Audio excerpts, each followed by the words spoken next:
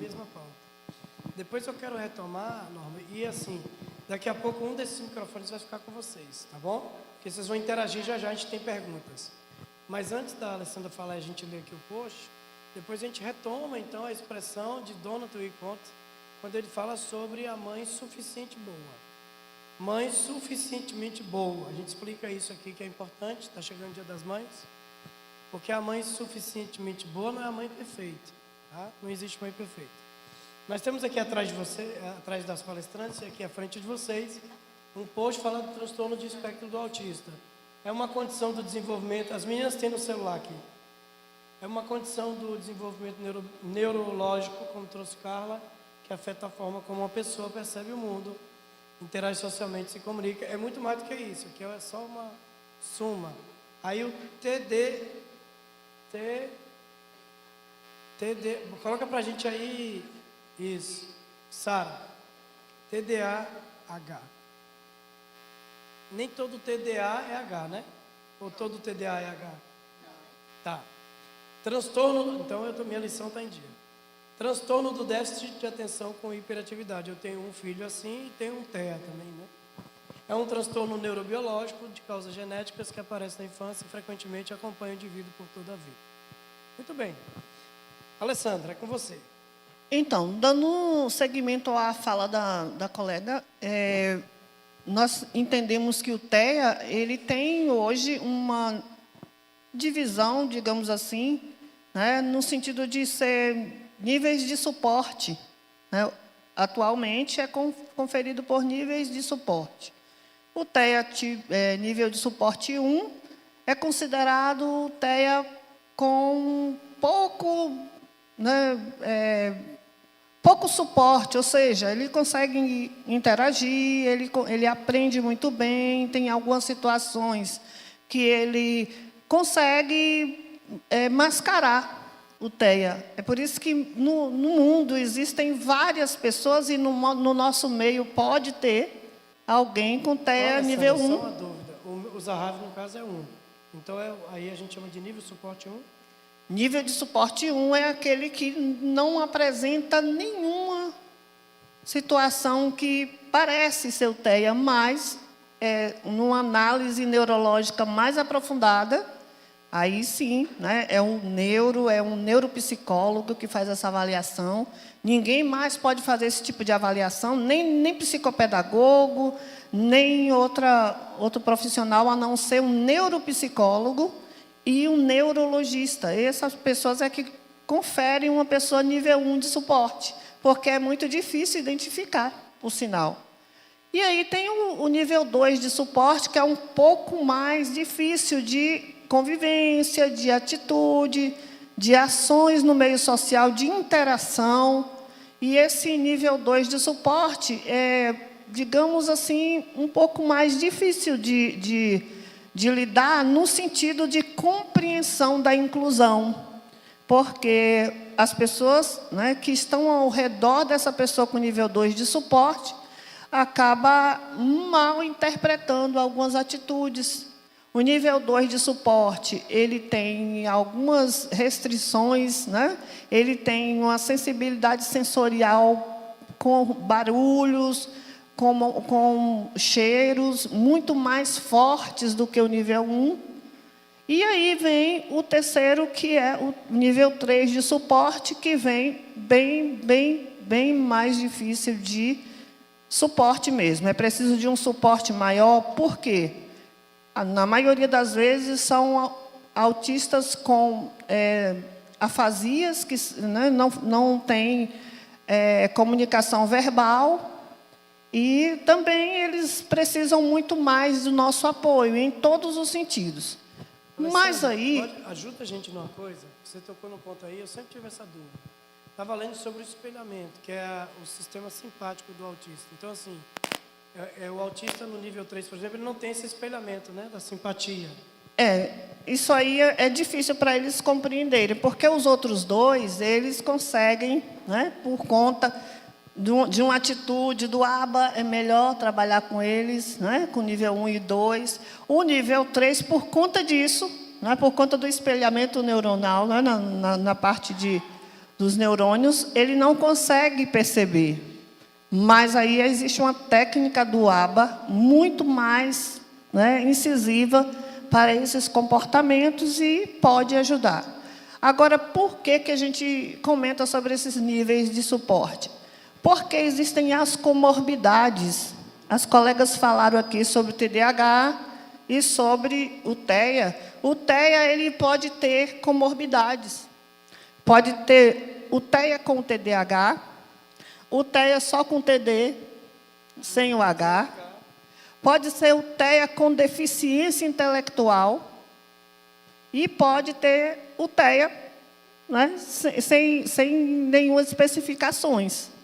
E ainda assim ter, né? O TOD, às vezes, tem alguns com TOD, TDAH e TEA. Tem alguns Traduz para o pessoal, para a gente, a sigla TOD, né? Transtorno opositor Desafiador. desafiante. Tem alguns que chamam de desafiante. Ou transtorno de obstinação, alguns colocam assim, né? Sim, alguns, né, tem algumas nomenclaturas.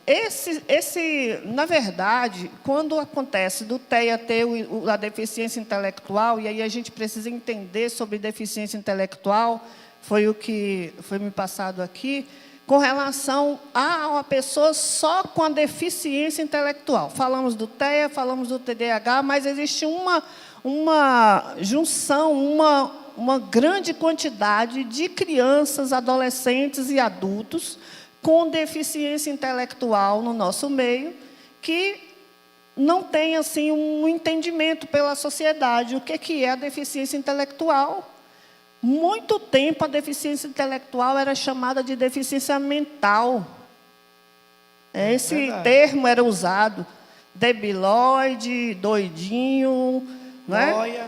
Olha, fulano só vive em Nárnia. Entendeu? Então, assim, essa pessoa com deficiência intelectual, ela não apresenta nenhuma dessas questões aqui, nem do TDAH, nem do TEA, e está no nosso meio como se tivesse tudo normal e ali acontece algo na vida daquela pessoa, porque ela tem uma deficiência intelectual. Ou seja, tem um prejuízo cognitivo, ele não consegue lidar com algumas situações da vida diária, não consegue resolver algumas coisas da vida, como uma pessoa, né, que consegue fazer, que consegue estudar, que consegue aprender. Por que isso acontece? Por conta do quociente intelectual, que é abaixo da média. Aí a gente pensa o seguinte: hoje, nos dias atuais, não se faz mais testes de QI, né? Porém, a criança, o adolescente com deficiência intelectual, ele apresenta uma dificuldade no aprendizado muito visível. Não consegue compreender a questão dos fonemas, a questão da lógica matemática, não consegue resolver alguns cálculos, alguns algoritmos fáceis, continhas, sequência numérica, sequência alfabética. Ah, mas esse menino não aprende nada, ele não sabe nada e ele não tem nada. Isso aí deve ser preguiça, e é a deficiência intelectual. E a gente precisa entender, né, uma discussão longa sobre deficiência intelectual, é que a deficiência intelectual acontece por várias situações. A deficiência intelectual pode acontecer por alguns vírus, né, na gestação, bactérias.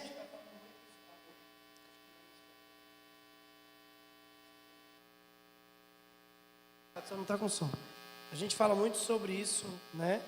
Parasitologia é um dos assuntos que a gente inseriu na nossa formação e não tinha. Por exemplo, a diabetes é parasita e outras doenças começam com parasita, ninguém vai falar sobre isso. E quando você trouxe isso também, o que eu pensei? Está carregado aí. Eu pensei que a deficiência intelectual, o baixo QI, também acontece por traumas. Traumas. Por quê?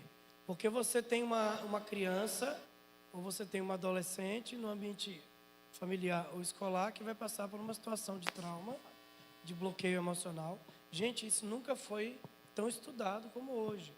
Você trabalha um bloqueio emocional numa pessoa e você Você liberta ela para que ela possa se desenvolver. Porque um bloqueio emocional trava a pessoa. Bloqueia o QI da pessoa.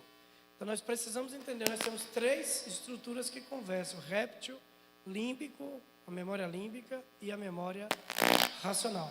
A memória racional, o papel dela é regulação e autorregulação o tempo inteiro. Então, veja o quanto que o papel, Carla, da memória límbica e mesolímbica é a importância na inteligência dessa pessoa, né?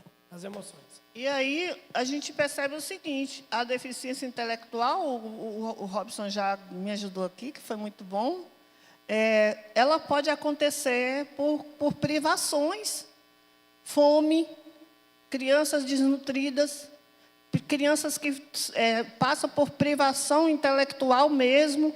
Quer dizer, a família prefere não levar a criança para o espaço de educação por conta de alguma situação, ele não se comporta, ninguém consegue lidar com ele, então vamos deixar em casa.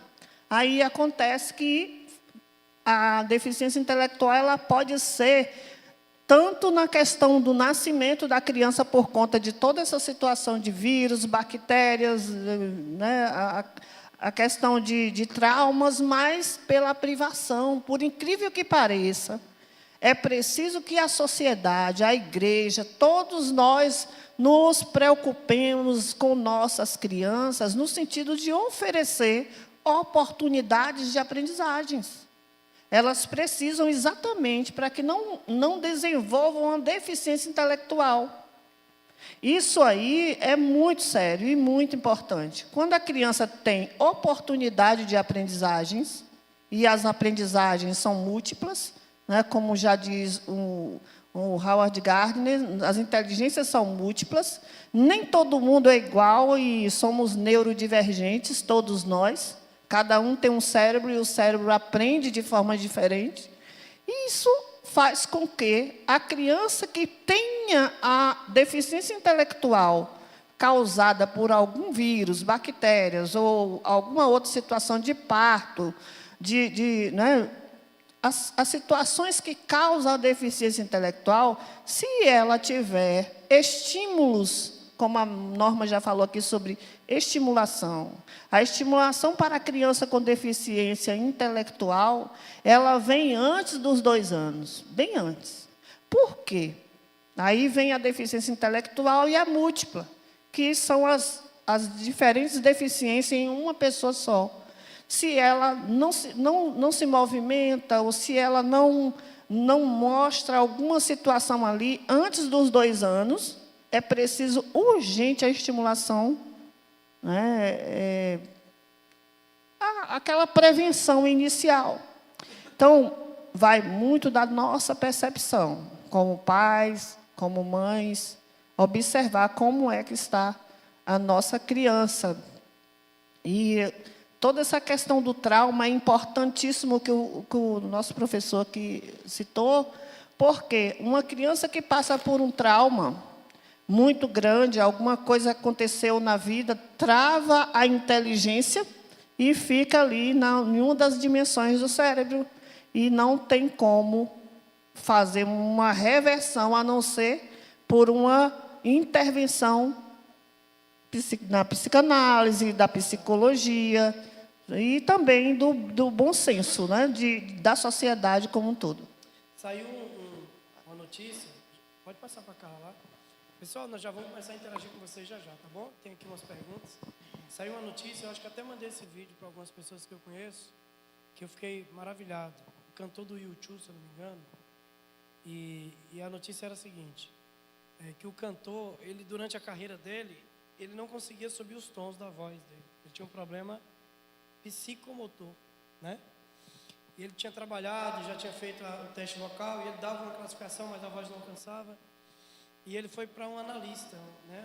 Na Europa, o psicanalista é muito valorizado, mais do que no Brasil. No Brasil, nós estamos chegando lá. A psicanálise cresce 450% no Brasil.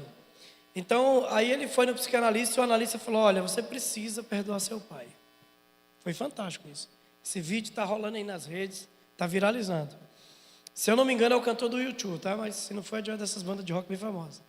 E aí ele disse que em determinado momento ele procura o pai. Aí lembrou que o pai estava na igreja. Aí ele foi até o pai. Ele tinha um show à noite. Isso é fantástico. Ele chegou lá e encontrou o pai, abraçou o pai, começou a chorar e pediu o pai perdão. Disse que amava o pai e tal. Aí ele sai. O som já está passado, a banda está esperando, ele sobe no palco, Ilka. No que ele subiu, ele cantou um tom e meio acima. Você que estuda voz sabe que meio tom já é muito. O cara alcançar um tom e meio acima, houve um desbloqueio no corpo, nas ferramentas orgânicas e nos órgãos articuladores da voz. É como se o corpo dele se abrisse e a voz sai. E aí ele conta isso no vídeo. Ele conta, não é ninguém contando. Então imaginem que um trauma, um bloqueio, uma situação de disfuncionalidade que é resolvida, até a sua voz, a sua fala é liberada. O que você não fala, guarda. E o que você guarda, recalca. E o que você expressa, resolve. Quando você olha para dentro, resolve. Quando você olha para fora, julga. Porque às vezes você está julgando em mim, o problema é que está em você. Então, olha que interessante. Ele julgava que ele estava certo. E na análise ele percebeu que ele precisava pedir perdão para o pai. Liberar a mágoa do pai. Que ele achou que o pai estava errado. E ele se punia há anos, com raiva do episódio, mas a raiva... Eu sempre digo, eu disse isso na aula, a raiva é o quê? É uma autopunição. Você pune a si mesmo pelo erro do outro, que você julgou que é um erro do outro. Carla, depois que a Carla falar a norma, novamente a gente vai para as perguntas. Quer passar para as perguntas? Eu queria só fechar falando principalmente para quem é mãe, tem filhos. É importante saber que existem os marcos, né, do desenvolvimento infantil que a gente precisa estar atenta. O que é esperado para cada faixa etária, né? Como a Norma falou, cadernetinha da vacinação.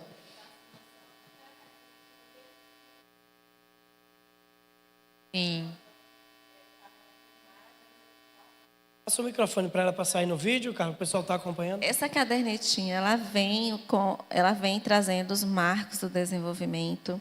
Hoje ela já vem falando sobre a questão dos sintomas do autismo, para as mamães observar e sinalizar para os profissionais para estar acompanhando, né? Que é até 10 anos agora que acompanha a criança. Tem falando também sobre o Down, tá? Então, é maravilhosa. Quem não leu, então comece a ler. Vocês vão amar e vão acompanhar seu bebê até 10 anos de idade. Nova caderneta de vacinação atualizada, segundo... Então, e assim, é importante a gente saber que o corpo e a mente, eles não se separam, tá? Uma coisa está interligada à outra. Então, tudo que a gente sente fisiologicamente, ela vai estar conectada com as nossas emoções, né? E aí, para a gente entender o que é a criança, para ela ter um desenvolvimento saudável, ela precisa de um ambiente, como o Winnicott iria dizer, né? Suficientemente bom. Uma mãe suficiente boa e um ambiente suficiente também. O que é esse ambiente? É um ambiente regulado, um ambiente com afetividade, né? Nem excesso e nem faltando, tá? Porque quando a mãe, por exemplo, ela está amamentando o bebê, ela precisa se conectar com ele e aquele momento ser deles dois, né? Então, assim, tudo que a criança ela está ali sendo nutrida não só fisiologicamente, mas afetivamente por aquela mãe. Então, o momento da amamentação é um momento muito importante. E tudo aquilo que é conectado emocionalmente ali entre a mãe e o bebê vai ser imprimido, né? Nos padrões, nos circuitos neurais da criança, que vão, né, fortalecer a regulação emocional. Então, mamãe, quando vai dar, né, que vai amamentar, não é para estar conversando, fazendo um serviço de casa, fazendo outra coisa. Não, porque aquele momento ele é muito necessário, muito importante para nutrir afetivamente esse bebê, para que ele tenha um desenvolvimento mais saudável possível. Então, os primeiros vínculos que a criança constrói são com a mãe, né, com o pai, com as pessoas, os cuidadores, né, familiares, pessoas que estão ali próximas. E esses vínculos afetivos é que vão ser a base da formação, entendeu, emocional de todos nós. E que vão fazer com que a gente tenha uma estrutura psíquica mais regulada ou não, né?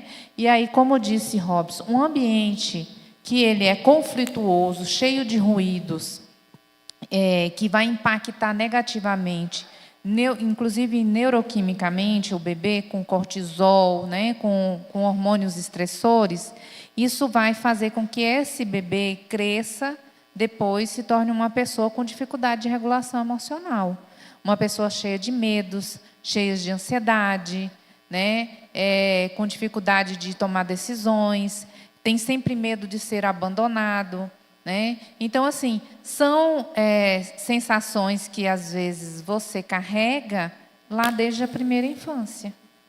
E aí você não elaborou, não simbolizou isso, não trouxe isso para a consciência, para compreender o que foi que aconteceu. E aí você vai reproduzindo esse padrão, que se torna um padrão repetitivo, né? E por que acontece isso? Porque a nossa amígdala, no sistema límbico, ela tende a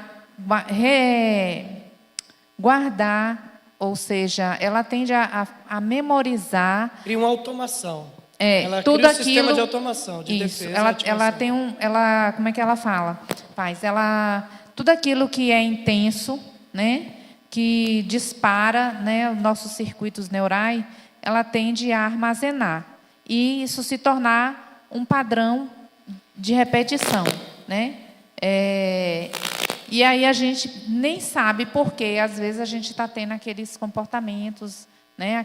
Sentindo aquelas emoções lá na nossa vida adulta, por conta de todas essas experiências, essas vivências que a criança teve ali no seu ambiente familiar. Tá? E isso depois vai para o ambiente escolar e para outros ambientes.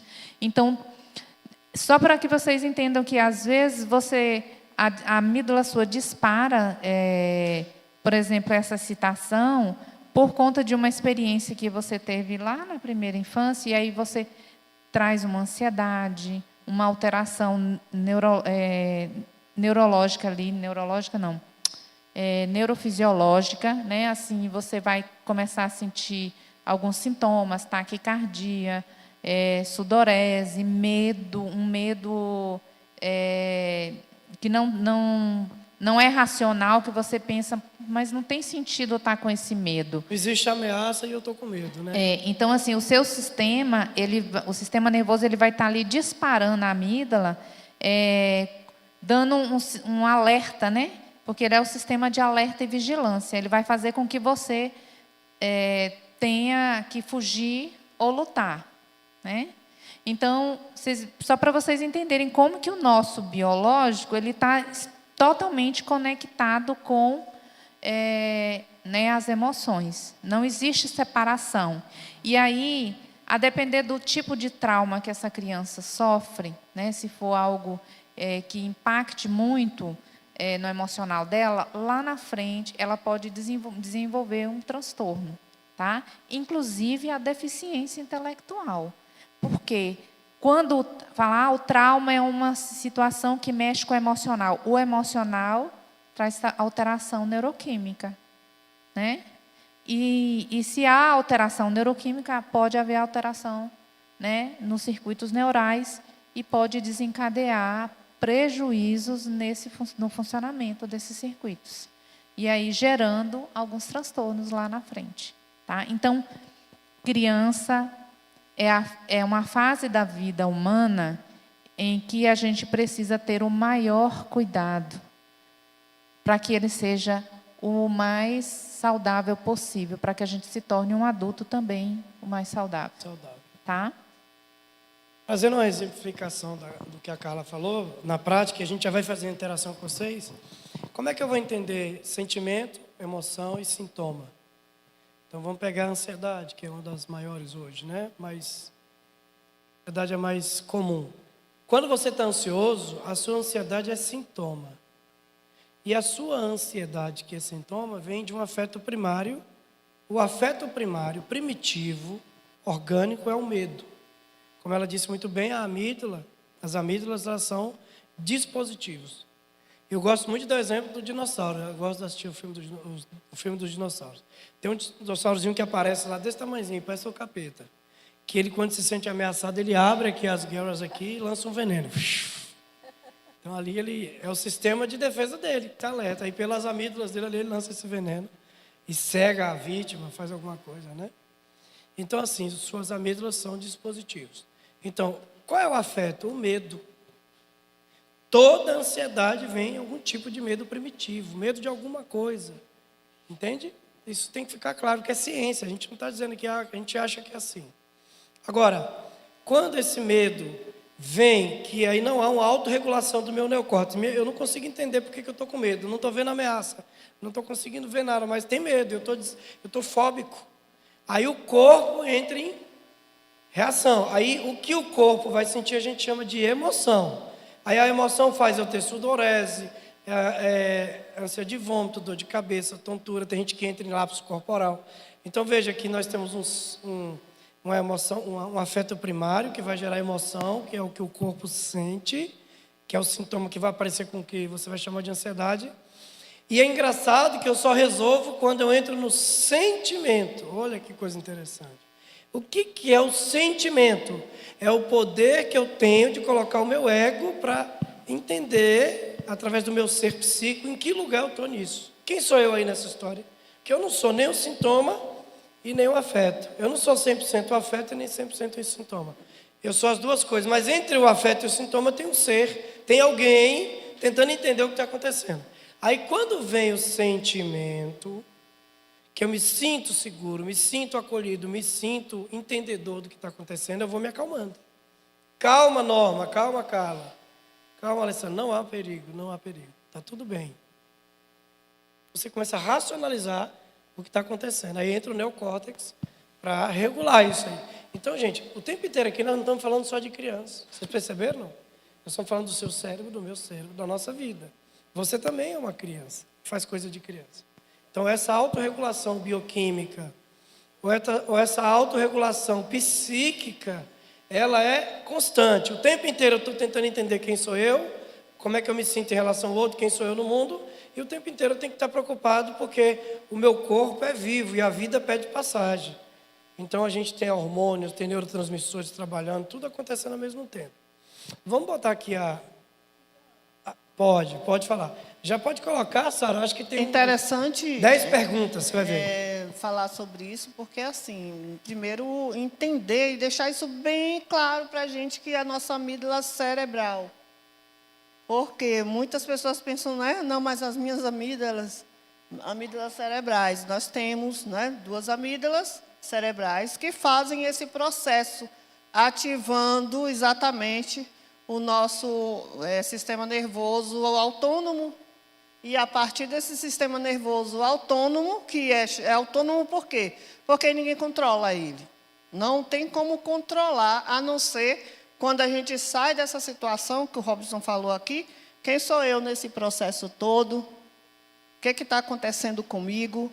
Porque quando o sistema é autônomo, que é o simpático e o parasimpático, descarrega toda essa parte biológica mesmo, nas nossas glândulas, tireoide, endócrinas, e faz esse processo todo dentro do nosso organismo, que dá dor, que dá sudorese, que dá toda essa situação.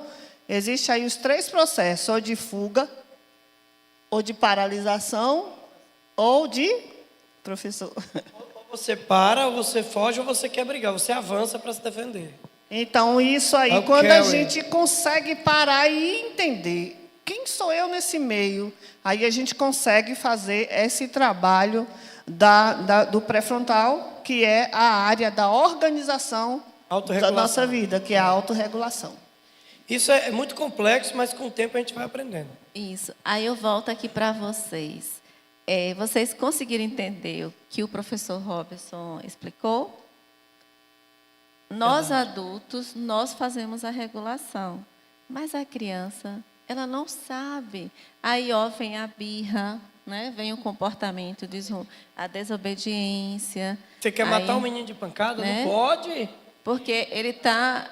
Quem vai regular isso somos nós, pais, adultos, os avós. A colega falou de a mãe suficientemente boa e o ambiente suficientemente bom. Não é você deixar a criança fazer tudo o que ela quer. É você implantar e implementar a disciplina com a afetividade. Porque a criança ela precisa se frustrar, mesmo a criança autista. Ela precisa se frustrar, porque ela precisa aprender pela repetição, e uma repetição afetiva, que ela não pode colocar a mão no fogo. Entendeu? Que ela quer colocar. É interessante o que Norma está falando. É, Antes da disciplina, sabe, eu vem falo o fogo afeto. assim no exagero, né? Viu, Norma? Isso é importante falar. Tem pais aqui. Antes da disciplina, o afeto. Então, vamos dar um exemplo. Isso. O Diogo me contou uma coisa sobre o Lourenço. Uma vez eu guardei isso na minha cabeça. O Diogo falou assim, o Lourenço foi lá na geladeira, acho que abriu, derrubou alguma coisa. Aí o Diogo foi para ser duro com ele, para ir, pá, parou. E pensou, não, a maneira com que eu vou repreender ele aqui vai fazer toda a diferença. Isso. Então, assim, justamente. o menino derrubou uma coisa, fez um estrago, e a criança sabe que fez errado, ela já sabe. Isso. Aí você chega e diz, nossa, filho, o que aconteceu, né? Derrubou todo o leite, você viu? Que estrago, isso é sério, né? Mas vamos fazer o seguinte, eu estou do seu lado, vou te ajudar, vamos resolver junto. Depois que você conscientiza o erro, aí você coloca a disciplina, agora é você que vai limpar. Robson, isso é tão engraçado e importante que eu fui criado assim, derramou tabefe na orelha. Só que aí eu vi algo da psicanálise infantil falando sobre isso. E no momento ele foi tentar colocar um copo de suco no copo, né? Ele foi tentar então encher o copinho de suco. Só que na hora que ele foi tentar, ele não tem a noção de equilíbrio, de tamanho, de quantidade. E ele foi e derramou tudo. E aí eu vi aquela raiva que falava, o menino, vou te esgoelar que agora... Aí eu lembrei na hora, falei, não, ele está aprendendo, cara. Então, se eu reprimir ele aqui agora, ele vai ser um adulto preso em alguma situação. E eu não sabia o que seria a consequência dessa repreensão. Mas eu saberia que teria uma consequência. Então, aí naquele momento me deu. E aí, por isso que eu montei hoje esse programa de psicanálise infantil na igreja, porque quantos pais estão traumatizando as crianças, né? Ou por não saber, porque são, na verdade, leigos no assunto, porque foram criados dessa forma, ou porque, na verdade, não teve alguém que pudesse explicar ali, né? Abrir a mente dele de tal forma. Infelizmente, hoje era para estar mais cheia a igreja. Mas eu vou replicar, irei replicar quantas vezes for necessário para poder as mamães entenderem isso e os pais também. A melhor coisa já está acontecendo, está ficando tudo gravado. Né? Verdade. Só para complementar isso que o pastor estava falando, é que assim, a criança, gente, quem é o adulto da relação? É isso que a gente precisa entender. Muitas vezes a gente está usando, porque a gente atua no mundo, né? O Winnicott fala que a gente atua, né? A gente atua como adulto ou como criança, né? Tem muitos adultos atuando como criança, tem criança atuando como adulto, acontece. Mas qual é o ideal? Que o adulto atue como adulto e a criança como criança. A criança desobedecer, a criança fazer essas artes, né? Porque às vezes a gente pensa que a criança está fazendo aquilo de maldade e não está. Aquilo ali é ela tentando descobrir o mundo. Ela está buscando experiências físicas para entender como que as coisas acontecem, a reação das coisas. Eu lembro do meu filho pequeno que ele jogava tudo pela escada ou pela janela. E eu morava no segundo andar. Né? Aliás, no primeiro andar, mas tinha a rua e ele jogava tudo lá fora pela janela. Porque ali é ele testando, ele está aprendendo a lidar com o ambiente. Aí a gente vai lá, dá um tapa, grita, porque às vezes não é só o bater, o grito, a forma que você reage como adulto, trazendo uma emoção negativa sobre a criança, automaticamente ela vai reprimir aquilo que ela estava vivenciando e vai gerar um trauma ali. Né? Então, por quê? A criança não estava pensando nada daquilo. Quem viu tudo isso foi você. Mas a forma que você descarrega isso nela emocionalmente vai impactar ela. Tá? E aí, quando for lá na frente, quando adulta, ela não vai saber resolver uma coisa, ela não vai saber comunicar o que está sentindo, né? Ela vai ter medo de tomar determinadas, né, decisões. Por quê? Porque quando ela era criança, não foi ensinada, entendeu? A forma correta de se comunicar, de regular suas emoções. E, às vezes, assim, tem coisas que são da experiência infantil, e a gente precisa ter esse olhar sobre o desenvolvimento infantil, que aquilo é natural para a criança, ela não está fazendo aquilo por mal, tá? Então, derramou, filho? Derramou. Vamos limpar, então? Para não ficar, senão a mamãe vai chegar, vai pisar, vai escorregar. Olha só a diferença de você fazer isso e de você ir lá dar um grito e dar um tapa. Totalmente diferente. O que você vai estar ajudando essa criança a ser uma pessoa regulada emocionalmente, entendeu? Isso vai impactar ela para o resto da vida. Para a gente entender o adulto que nós somos hoje, a gente precisa voltar lá na criança que a gente foi.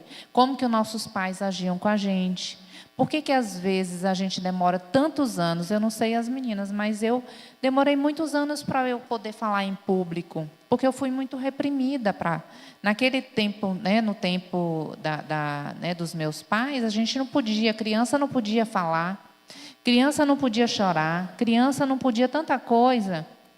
E isso vai lá na frente, a gente vai fazer uma faculdade, aí quer ser professor e tem vergonha de falar. Falar é algo muito doloroso, porque eu aprendi que eu não podia falar, né? Então, para a gente entender que a gente precisa ensinar a criança, né, sobre comportamentos, né, sobre emoções, de uma forma saudável, certo? De uma forma que ela equilibra, que ela vai aprender sem esse impacto tão forte, né, da repressão. O limite a gente vai dar com sabedoria, com amor, né? Não precisa ser o limite na punição, tá? A gente vai deixar ela frustrar? Vai, para ela entender. Por exemplo, eu lembro de uma experiência que minha mãe fala que eu, com 2 aninhos, queria botar o dedo no fogo da vela. E aí ela disse que toda vez que estava a vela ali, eu ia lá botar o dedinho e ela tirava. Aí um dia ela falou, não, ela tem que experimentar para ela entender a consequência. E aí eu fui lá e botei o dedinho, a partir daquele dia doeu, eu nunca mais coloquei, né? Uma forma, até um pouco, uma metodologia até punitiva, mas às vezes a gente precisa deixar a criança né, sentir o impacto ali da ação dela, mas não a gente colocando mais peso sobre aquilo, porque às vezes ela já se sente culpada por ter feito algo, né? E às vezes aquilo, quando a gente minimiza, que não coloca, sabe, um peso tão grande, isso vai fazer com que ela enfrente a vida depois de uma forma muito mais essa tranquila. Da vela aí tem uma revelação aí, cara. É porque você já queria ser pentecostal. Cara, já queria ser pentecostal. Você ia ser a luz do mundo e não sabia. Veja só, Carla, é interessante quando você trouxe essa pauta, e a gente já vai para as perguntas aqui, junto com as meninas. Vocês já perceberam que as redes sociais, elas só externalizaram a natureza humana? O que as redes conseguem fazer? Potencializou o que está na alma do humano. E vamos principalmente para as nossas irmãs. E Pai do Senhor, para todas as irmãs que estão me ouvindo. A mulher, ela tem uma necessidade absurda de autovalidação. Você quer trazer um pouco para cá, Norma? Ah, sim, obrigado. Talvez, né? Obrigado. A gente vai ficar mais pertinho. Então, por que hoje há uma necessidade tão grande de autovalidação? Então, uma mulher que tem a necessidade, muita necessidade de se mostrar o corpo, filmar tudo, ela se torna uma blogueira, mas ela é uma blogueira excessiva, né? Tem blogueira que eu já vi ela filmando, ela botou o celular para filmar, ela amarrando o cadastro do sapato para correr. Eu disse, quem é que quer parar para ver uma pessoa amarrar o cadastro do sapato que vai para a corrida? E ela ainda fazia assim, abaixava. Aí eu falei, Deus, eu entendi. Existe uma teoria que nós também trabalhamos dentro da psicanálise da criança, trabalha isso, da selfie e da falsa selfie. O que a gente aprende aí? Quem é o Robson de verdade? É o que se mostra nas redes? É o que é falante? É o pregador? Muitas vezes a gente esquece que o verdadeiro eu é aquele que está lá nos bastidores, não é o que aparece no palco. Agora, será que esse que está lá nos bastidores não é uma criança assustada, ferida, desamparada, que não teve um ambiente seguro, uma mãe suficientemente boa, uma criança que não teve carinho, não teve aprovação de pai, de mãe. Então, muitas vezes, você vê um artista, você vê uma pessoa bombando, milionário, e você vai ver que ele é tão pobre que tudo que ele tem é os seguidores. Ele não é ninguém. Ele é uma criança assustada e que não teve essas validações durante a sua vida. Então, gente, quando você entra na área da psicanálise, a psicanálise te atravessa. O nosso pastor está passando por essa experiência. Por que eu acredito que a Onpraz vai ser a igreja que mais vai curar a alma em Barreiras? Não é porque nós somos melhor do que ninguém. É porque o Jesus que está aqui está induzindo o líder a se preocupar com cura da alma. A gente sempre fala sobre isso. Eu falo para ele direto isso. Isso está sendo gravado, é um desafio que eu faço para qualquer líder da nossa cidade e do Brasil. Vamos curar a alma das pessoas das igrejas, que aí o Espírito Santo vai transbordar. O Espírito Santo não pode transbordar em almas mazeladas, sequeladas, bloqueadas emocionalmente. O Espírito Santo não faz esse milagre. Então eu até me arrepio de falar isso. Eu sei que o mover que a Onpraz está querendo é um mover de avivamento. Então o que o nosso pastor se preocupou com esse evento? Preparar o recipiente, porque se o recipiente for bom, o conteúdo não vai embora. Em meio a isso tudo, eu descobri que a teologia caminha de mão dada com a psicanálise, a psicologia. Sim. Caminha de mão dada mesmo, bem forte, né? Porque quando eu comecei a atender o pessoal dentro ali do meu escritório e conversar com as pessoas, eu não sabia, mas automaticamente eu estava usando a psicanálise inconsciente ali para poder ajudar as pessoas, né? Então é impressionante isso. Então, assim, estamos aí. É um grande passo. Acho que nunca houve um encontro, que a gente fez o primeiro. Eu não me lembro se teve algum encontro de psicanálise da criança. Também não sei se a gente fez esse YouTube Cash, que esse material vai ficar gravado. Professor, ó, gente, a gente não tem noção do que está acontecendo hoje, sabe? É um marco. Professor vai assistir essa live. Médico vai assistir essa live. O pai vai assistir essa live. Um pastor vai assistir essa live. E ele vai se despertar e dizer, nossa, eu tenho que me voltar para isso. Gente, quando a gente olha para dentro, resolve. Quando a gente só olha para fora, julga. E o que não falta é julgamento no mundo. Olha as meninas aqui explicando essa questão da neurodivergência. Ao quanto que isso gera marginais. Tem muito homem que é marginal hoje porque não foi acolhido e nem foi nem entendido. Ele é um autista. Gente, eu já vi, dentro do tráfico, um traficante, um dos mais perigosos, ele era Down. Falei, gente, ninguém olha para isso. O cara é Down. E ninguém percebeu. O outro com transtorno, precisava de uma ajuda psiquiátrica. Né? Vamos para as perguntas, porque eu sei que vocês estão curiosos para falar. E não, vamos fazer o seguinte. Um microfone gira, alguém pode ficar responsável de levar o microfone. Um microfone gira para vocês e o outro gira aqui entre a gente. Ok? Pode passar para a Esther. Vamos lá, Dia das Mães chegando, a Esther vai ser a primeira privilegiada. Esther, tem 10 perguntas aí. Você pode escolher qualquer uma e a equipe vai tentar. Não sei se a gente vai conseguir responder. As meninas estão ali com as perguntas no celular também. Você escolhe qualquer uma delas, lê para a gente vai tentar responder. Agora é a prova. Oi? Se quiser fazer uma outra pergunta fora do quadro, pode. Não, eu achei que era para mim. Não, você vai escolher a pergunta. A 3. A 3? Por que repetimos relacionamentos e comportamentos que nos machucam? Essa é boa. Essa é boa. Bom, eu vou deixar o time já. Vocês querem falar? Eu falo primeiro? Eu acho que eu já falei isso, mas talvez não tinha sido compreendido, né? Vai novamente. Os comportamentos, né, que a gente tem, na verdade, aí é em relação aos relacionamentos, né? Isso, no geral. Eles estão muito relacionados com aqueles padrões de relacionamento que a gente aprendeu lá atrás, né? Com os nossos cuidadores, com as pessoas que a gente tem vínculo, né? Então, lembra que eu falei que isso cria um circuito, um padrão de circuito neural, né? E acaba armazenando aquele padrão de comportamento. Então, a forma que eu me relacionei com os meus pais, que meus pais se relacionaram comigo, isso eu vou levar para outros relacionamentos futuros. Então, por exemplo, se era uma relação ali onde havia muito conflito, né, com esse pai, com essa mãe, né, e você esse padrão ele se repetiu nesse conflito, né, sempre essa relação vocês entendem que a relação com os pais é uma relação de amor, é uma relação de afeto, né? Então, mas pode ser um afeto conflituoso, Sim. né? Um afeto que não é Ambivalente. saudável. É ambivalente, amor e ódio. Existe amor e ódio ali ao mesmo tempo, né? Pulsão de vida, pulsão de São de morte. Ambivalência. Então, o que vai acontecer? Você vai ter uma tendência no futuro de ter relacionamentos conflituosos, de repetir esse padrão de comportamento e de relacionamento, certo? Então, tem muita coisa que está relacionado àquilo que foi construído nas nossas relações primárias. As meninas vão falar, pode até ler o que a gente anotou, que tem algumas anotações.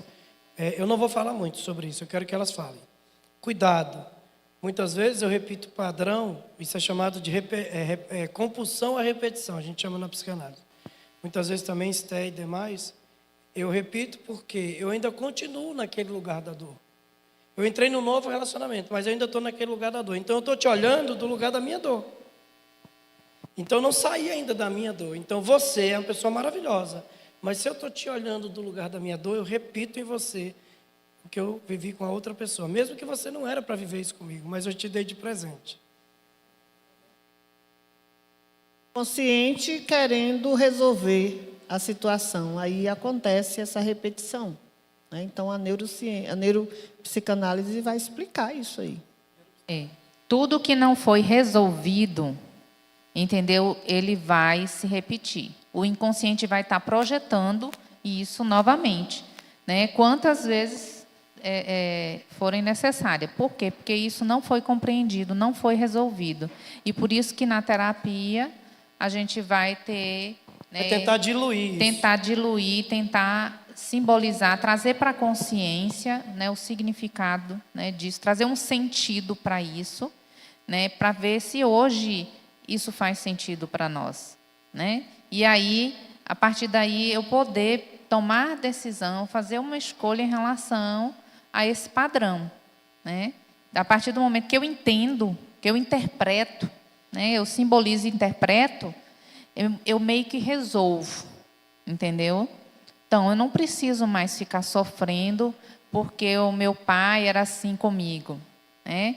Às vezes eu vou ter que ir lá acolher essa criança interior, vou ter que ir lá abraçar Abrir a caixa preta.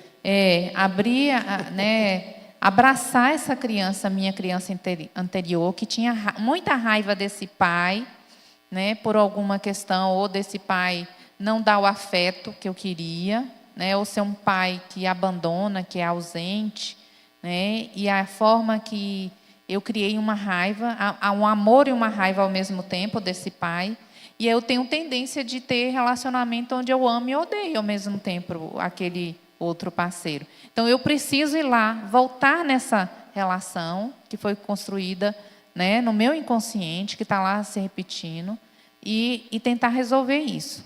À medida que eu consigo interpretar, resolver, ir lá acolher essa minha criança, né, e aí eu vou tomar uma decisão a partir de agora com o que eu quero para mim agora, nos meus relacionamentos. Como que eu quero viver esses relacionamentos? Mas eu preciso primeiro entender, porque senão o inconsciente vai ficar trazendo à tona e eu vou fazer no automático e sem perceber que eu estou manifestando uma dor, um trauma lá do meu passado, um conflito que não foi resolvido.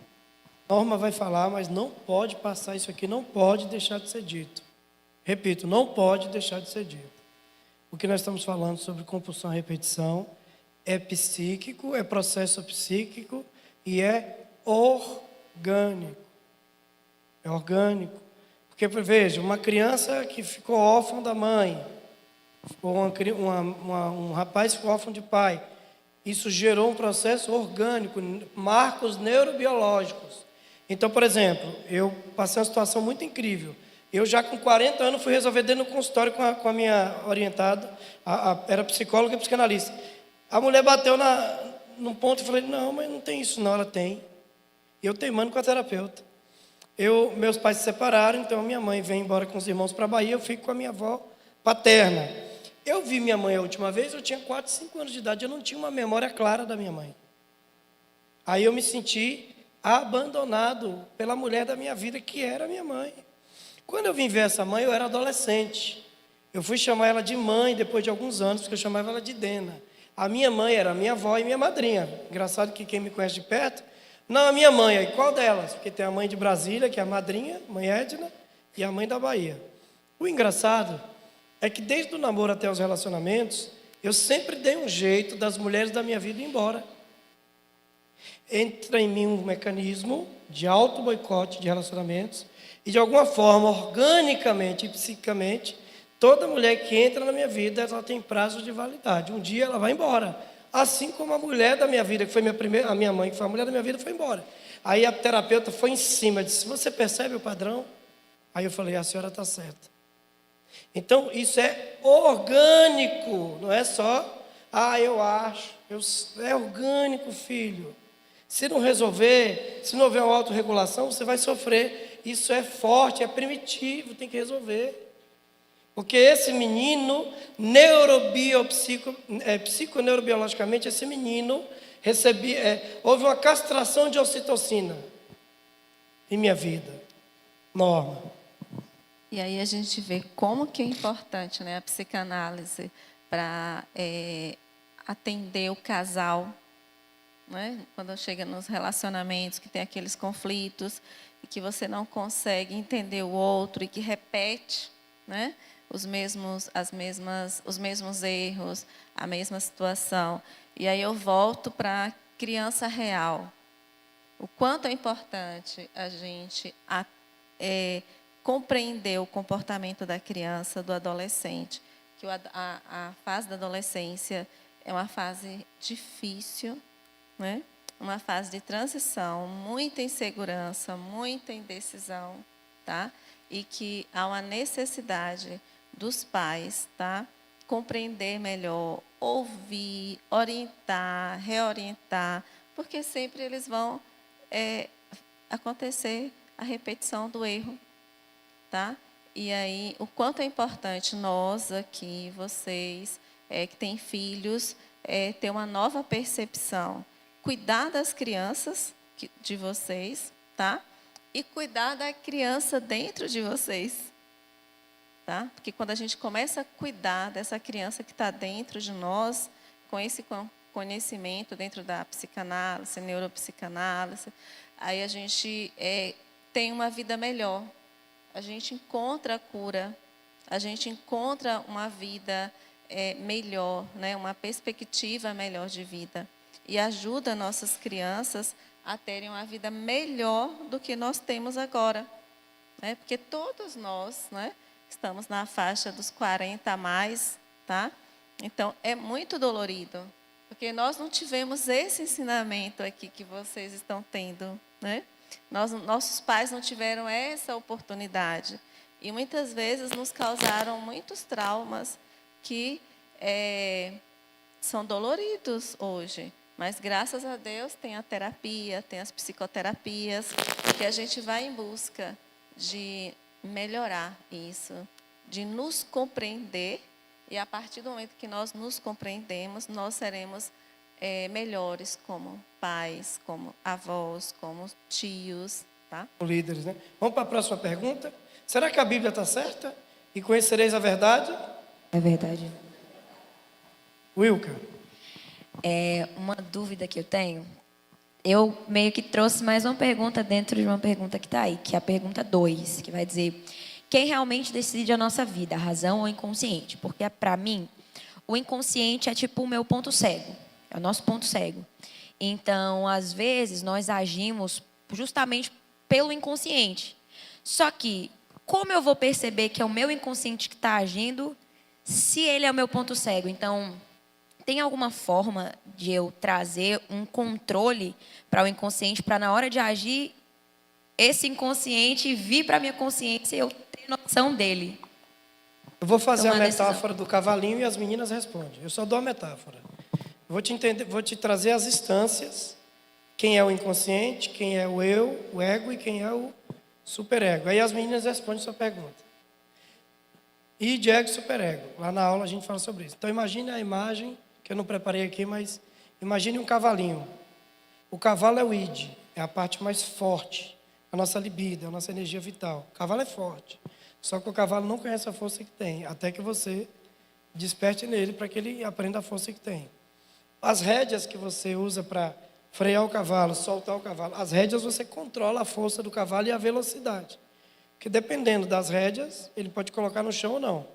Então, as rédeas a gente chama de super-eu, ou super-ego, que é a nossa consciência julgando que o pior juiz do ser humano é a própria consciência. E o seu eu, o ego, é o cavaleiro. Então, quem é que decide? O cavaleiro. Usando as rédeas, controlando o cavalo. Agora, se o cavaleiro vacilar, o cavalo bota ele no chão. Meninas. É importante a gente lembrar que muita coisa que está na nossa constituição psíquica, né, ele usou a metáfora do cavalinho, mas também tem a metáfora do iceberg, né? Muita coisa foi formada lá né, nas experiências do nosso passado e que normalmente vão ficar armazenadas, né? Todas as experiências que a gente teve, os afetos, vínculos, né? Traumas, tudo vai ficar armazenado no nosso inconsciente. E a gente, normalmente, se a gente é um neurótico, né? Se é uma pessoa neurótica, a gente vai lidar com a realidade, né, de uma forma mais consciente.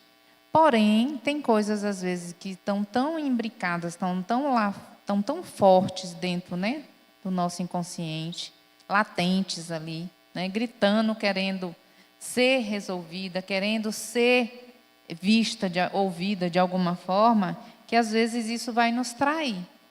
Né? Às vezes, a gente vai ter reações, comportamentos e pensamentos a partir daquilo que está armazenado lá no nosso inconsciente, na nossa caixa preta, digamos assim, né? Que tem a ver com essas experiências que a gente teve lá e também a nossa libido, o nosso primitivo, aquilo que é mais instintivo, né? Porque se a gente for ver mesmo a natureza humana, né? Para nossos instintos, tem um monte de coisa que a gente tem vontade, né, de jogar para fora, digamos assim, de expressar, mas que a gente sabe que não pode porque a gente aprendeu isso culturalmente, socialmente, que a gente precisa ter controle sobre esses instintos primitivos. E aí vem a moral, né, que seria o superego aí, né, a moral, os valores, os padrões comportamentais que a gente aprendeu que são corretos, né, dentro da nossa cultura, da nossa sociedade, para frear esses instintos mais primitivos.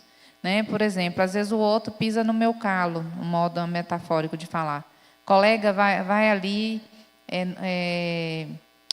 e tenta me detonar ali com a minha chefe no trabalho. Qual é a minha vontade, no meu instinto primitivo? É de ir lá pegar no pescoço dela e esganar. Né? Quem não sente? É o seu instinto primitivo. Né? É o cavalo, né? E aí, mas a sua consciência, né, formada com padrões morais, né, do seu superego, vai fazer com que você freie seus instintos primitivos. Né?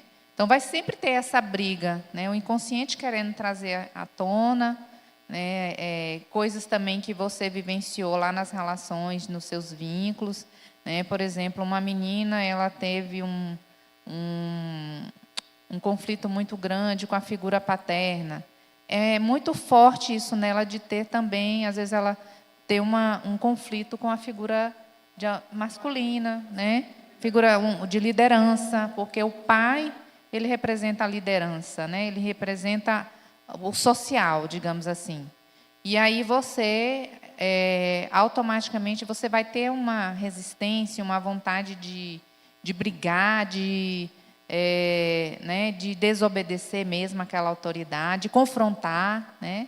Mas você está confrontando é o pai, lá da sua criança interior, entende? Então, tem horas que o inconsciente ele vai nos trair. Se a gente não tiver consciência de onde vêm essas sensações, essas vontades reprimidas, né, desejos, porque o nosso inconsciente ele é carregado de quê? daquilo que de sentimentos, emoções, do que foi reprimido, né? Aquilo que foi reprimido na nossa criança fica lá armazenado, né? Então, tanto os desejos, a nossa libido mais primitiva, fica ali tudo no nosso inconsciente. E aí fica as rédeas, que é o superego, né? Que é esses padrões culturais sociais que a gente aprende, tentando segurar eles, né, para que, e mesmo para que eles, se eles vierem a sair, eles saiam de uma forma mais regulada, Com digamos filtro, assim, né? com o filtro, filtro. né? Tem muita coisa que a gente vivencia, às vezes, dos nossos desejos, nossos instintos primitivos, no sonho. No sonho, né, O Robson? pastor é aluno dedicado, pastor. Ele tem tudo guardado. Olha, já projetou aí a ideia. Obrigado. Então, no sonho vai aparecer muito id, muito dos nossos impulsos, nossos desejos inconscientes, coisas que a gente tem ainda latente desejo, mas a gente não pode, né? Aí ele vai vir disfarçado nos sonhos, tá? A Alessandra quer comentar. Eu queria falar rapidão sobre essa parte. Eu lembrei de um livro de Marcelo Peruso, As Três Mentes do Neuromarketing. Ele fala exatamente dessa estrutura, só que ele faz uma comparação diferente. Ele fala que o id é o macaco, o ego é a princesa e o superego é o Einstein. E essa comparação ela é interessante para a resposta que ela perguntou. Quem manda, coloca novamente a pergunta, por favor. Quem realmente decide a nossa vida? Aí a gente pega essa questão da princesa, por exemplo. Nós estudamos na literatura infantil algumas histórias de princesas, não é isso?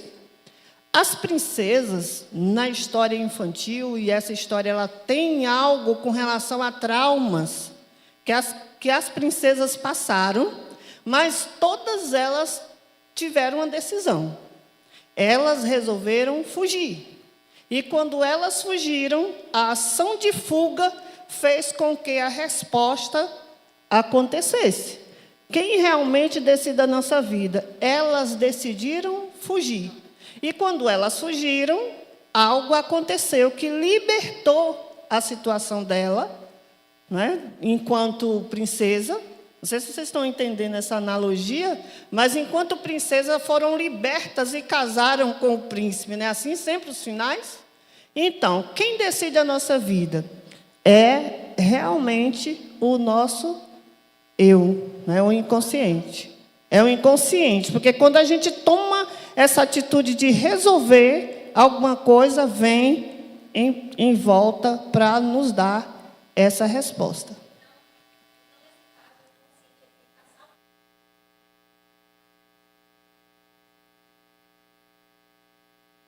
O meu inconsciente já está sarado. Então, se o meu inconsciente tiver com coisas reprimidas e negativas, se eu for agir por impulso, vai ser negativamente que eu vou agir. Exatamente. Obrigada. Na verdade, no final das contas, a sua consciência que vai ter que reinar. Entendeu? Sobre o seu inconsciente. Quem te dá a força para correr? Quem te leva de um lugar para outro? Quem te faz levantar da cama? O id. Sim. Quem intermedia entre o que o id e o superego quer? O eu. Tudo na vida é mediação. Tudo é conciliação. Tudo é comunicação não violenta. Tudo na vida é o caminho do meio. A Bíblia está certa. Tá? Porque assim, você é o cavalo e você é as rédeas. E está tudo certo. Você não é só um cavaleiro. E você também é o cavalo, né? É tudo. É você tudo. é tudo. Você é tudo. Tudo é eu. Tudo é você. Tudo é você. Porém, cada um na sua... Aí é interessante a gente falar sobre a questão da estrutura do Não neurótico, entendi, meu pastor. neurótico e psicótico. Explicar de novo? Explicar sobre isso de novo? Tá. O id é os impulsos e desejos inconscientes. O eu. O id é o seu eu inconsciente. O ego é o quem media, está explicado aqui. Então, isso aqui a gente chama de instâncias psíquicas. É como se... aqui a gente está tentando representar como é que seu cérebro funciona. Tá? Se a gente fosse lá para o cérebro trino, quem seria aqui o reptiliano? O cavalo, o id. Quem seria aí a memória emocional da coisa? Né? Quem seria o emocional? O emocional sobraria para o superego mesmo, né? Como eu me sinto em relação ao outro, sendo julgado, julgando, fazendo, não fazendo, etc. E o ego seria o neocórtex tentando... Não, minto, o neocórtex seria o superego. Sim, que regula, né? E o eu seria as emoções. Você é mais quem você se sente do que quem você pensa. Ó, nós vamos fazer o seguinte, eu nem olhei o horário, 17 horas, eu falei, meu Deus, nós vamos fazer as perguntas e cada um de nós dá uma réplica para cada pergunta. Não, porque se os 4 falar de cada pergunta, não dá tempo. Agora é a Norma que vai responder a próxima pergunta. Não, a gente não vai dar pausa não, termina e depois a gente vai para o coffee breakzinho. Pode fazer uma pergunta fora... Pode. Bota as perguntas de novo aí depois. Pode. É uma dúvida que eu tenho a respeito de crianças que têm uma neurodivergência voltada à superdotação, pela quantidade de neurônios, sinapses serem um pouco maior e uma compreensão maior dos seus sentimentos ainda precoce, ainda na infância, podendo futuramente desenvolver algo negativo, podemos assim dizer, devido à depressão, ansiedade, por entender certas coisas cedo demais, por se desenvolver antes do tempo, e às vezes tem pais que, por perceber isso, às vezes colocam uma carga sobre a criança ou pula etapas pelo fato dela já ter um conhecimento avançado, e isso pode acarretar alguns distúrbios, digamos assim, futuramente para aquela criança que não teve o acompanhamento adequado. Eu gostaria de saber qual que é o acompanhamento, o meio de você conviver com uma criança já, né, que já apresenta sinais de uma neurodivergência voltada à superdotação desde a infância, quais os cuidados, como que eu tenho que fazer esse acompanhamento?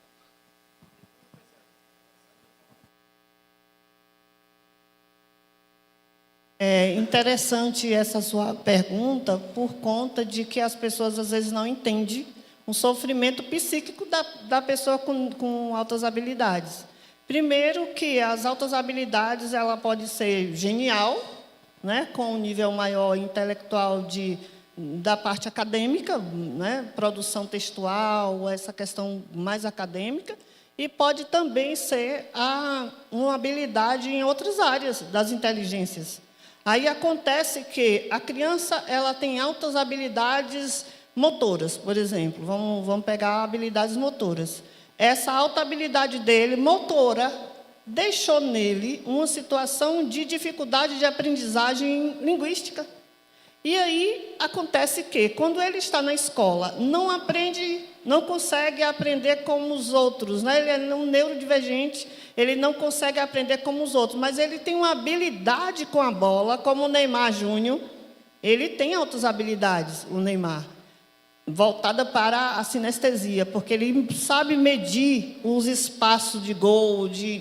E ali o que acontece? A vida pessoal, eu estou trazendo essa questão, a vida pessoal acaba mostrando alguns sinais, né, de uma certa dificuldade de lidar. Então, essa criança ela vai para a escola com altas habilidades e chega na escola ele é cobrado por uma coisa que ele ainda não consegue. E aí acontece que a criança com altas habilidades precisa ser compreendida, atendida na neurodiversidade dele. Isso acontece muito, e hoje mesmo a gente estava falando sobre isso, eu com a professora Clésia que está ali, que essas crianças elas não são atendidas. Acontecem muitos casos de adolescentes, de crianças que desenvolvem outros transtornos, né? Até mesmo neuroses e psicoses, por conta dessa falta de atendimento na neurodiversidade dele. Respondi? Aí tem um detalhe também, como ele perguntou de, como é que fala? Fazer a progressão, né? Então, assim, eu tive crianças, quando eu trabalhei na escola, trabalhei por 10 anos como psicopedagoga, e para mim foi, assim, uma seara de aprendizado, né? Então, tinha uma criança lá que ela tinha 4 anos e ela já lia, tá? Só que, assim, ela lia frases, textos pequenos, ela escrevia palavras com sílabas complexas, né? E nas artes ela era muito dada, ela tinha ela tinha altas habilidades, né? E aí, assim, na verdade, ela poderia ser tendo tido a progressão para o grupo 5, mas ela era imatura emocionalmente, tá? Então, foi a orientação que a gente deu para os pais. Não precisa fazer estímulo, não precisa trazer mais coisas, ela precisa viver a fase dela, tá? Aí, claro, a partir do 2º ano, aí a gente pode fazer a progressão, tá? Que muitas vezes essas crianças na escola mesmo têm esse conflito hoje. Tem pais que às vezes querem, até os professores também, mas a gente tem essa orientação dentro da psicologia, né? Para ter esse cuidado, porque a criança ela precisa viver a fase da infância, embora ela tenha o cognitivo avançado para uma das as habilidades. Eu tenho uma história muito linda, que foi um filme que eu assisti, O Menino que Descobriu o Vento. Foi até filme, né? Muito bom. Muito bom, caso real. E assim, Energia eólica, né? A energia eólica que nós temos hoje. E a criança tinha dificuldade na área acadêmica e era tímido, tá? E era tímido, mas olha a inteligência dessa criança, dela perceber o barulho do vento e tentar convencer os pais, não é? Que ele poderia aproveitar aquilo ali. O conflito que ele passa para tentar convencer o pai a dar a bicicleta dele, para ele desmontar a bicicleta para fazer a engrenagem. Ele é humilhado pelo pai, reprimido, né? Assim, e uma coisa que é importante, essas crianças, normalmente, elas são muito impactadas no emocional, né? Porque, imagine, ela tem, principalmente quando a criança tem altas habilidades acadêmicas, porque, imagine, ela está ali junto com aquelas outras crianças que ainda estão aprendendo, ela já sabe aquilo se torna chato para ela, né? Sim, ela vai ter esse conflito. Por quê? Porque cognitivamente ela está muito avançada para onde ela está. E aí, por isso que hoje, toda criança que tem alta habilidade, superdotação, ela tem direito ao atendimento educacional especializado. E esse atendimento é para suplementar, né? E aqui ainda em Barreiras a gente não tem um núcleo, né? Mas diz que está se formando um núcleo no município para atender essas crianças. Porque essas crianças também precisam ter um espaço para elas, um lugar onde elas vão poder se expressar dentro daquilo que elas gostam, dos interesses, né? Então, porque elas vão sempre viver esse conflito, tá? Na área emocional. Porque ela não está ali, né? Está ali tendo que conviver com uma coisa que ela acha chato e tal, mas ao mesmo tempo ela acha chato criança na idade dela.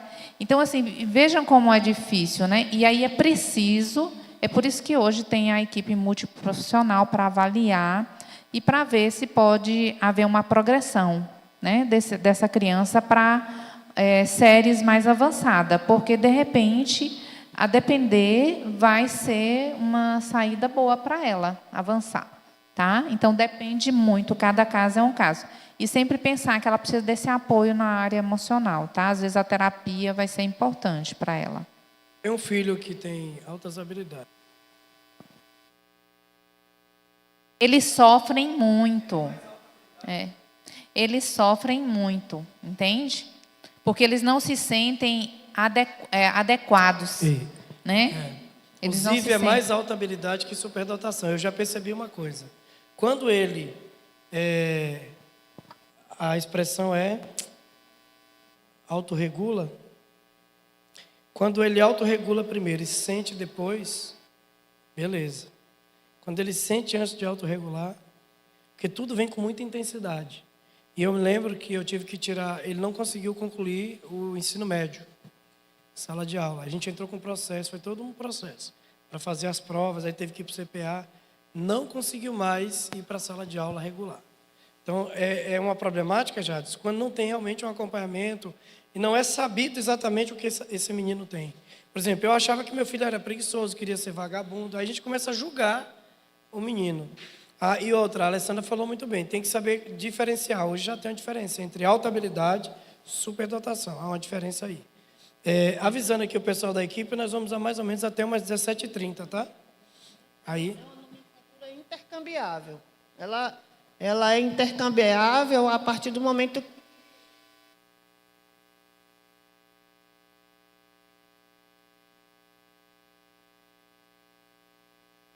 na área acadêmica, de produção textual, de condição de fazer, né, cálculos matemáticos de alto nível, essa é considerada uma genialidade, né? Então, aí já entra não é só as altas habilidades, né? Mas uma super... Exatamente. Aí é uma questão de superdotação. Mas esses termos são separados? Não, eles são intercambiáveis.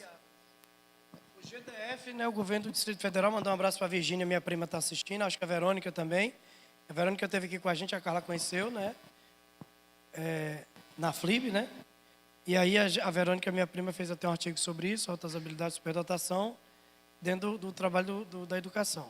Então, isso é muito importante entender, porque nós estamos cheios, nós temos meninos, várias crianças que são gênios, são grandes homens e grandes mulheres para o futuro.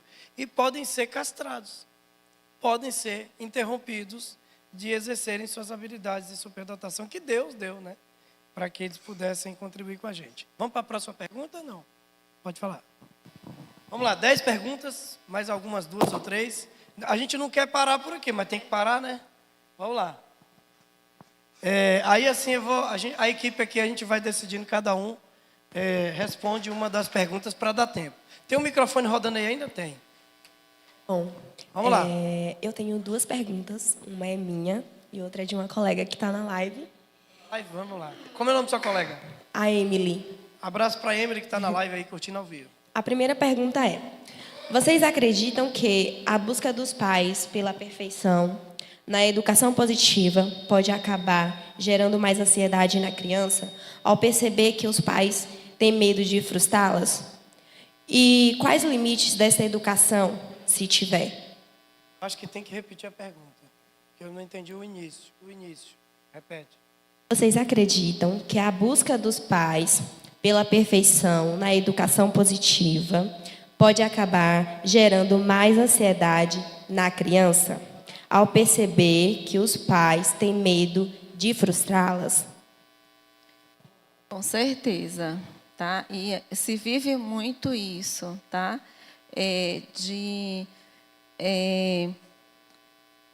Colocar como pai, como mãe, eu coloco o meu sonho, tá? Para ser concretizado no meu filho.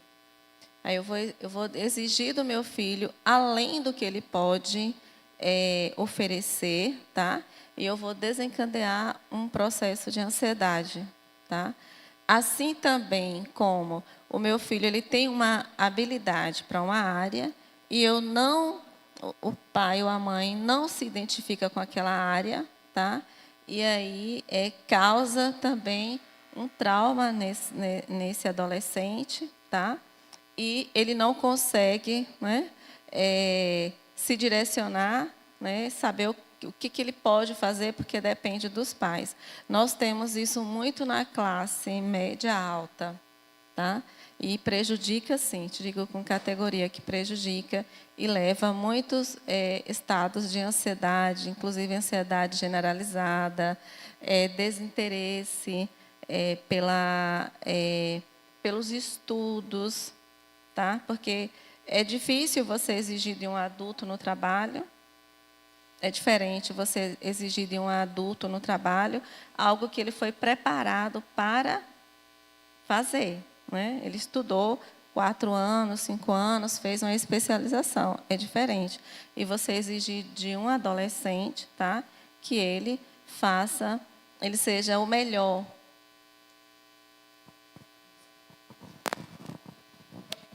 Não só, eu acho que ela também trouxe a questão da educação positiva aí, né? Que a educação positiva hoje é uma vertente, né? Até muitos psicólogos trabalham, né, nessa orientação para os pais, né, de uma educação mais positiva,